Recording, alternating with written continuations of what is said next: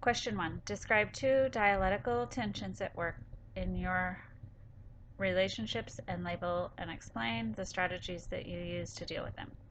Openness versus closeness. I tend to be an open person about how I'm feeling with those that I am close with.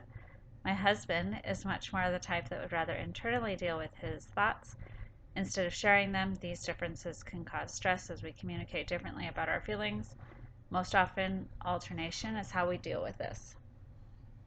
Similarities versus differences.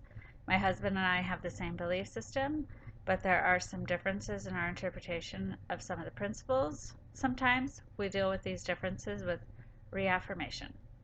Number 2, how does understanding the nature of dialectical tensions affect your perception of conflict in relationship? It is very interesting and gives context and language to how we deal with each of the tensions in our relationships. Tensions are present in all types of relationships. Having dialectical tensions does not mean the relationship is not a good one. Besides personal relationships, these tensions are felt in professional relationships also. Part 2. How do your relationships change when you are communicating face-to-face versus on a virtual platform? Face-to-face is much more personal. I'm more willing to share details in a face-to-face conversation than a conversation on any media platform.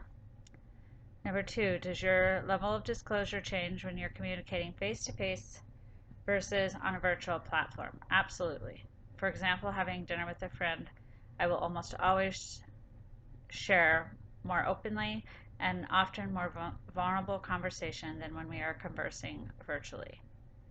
Number 3, is it easier to maintain relationships when you're communicating face-to-face versus on a virtual platform? Yes and no. Face-to-face takes a lot more effort, and the payoff is bigger and better in my opinion, but you have to put in the work. Relationships that are started face-to-face and maintained between face-to-face visits, though virtual platforms can be successful with that too.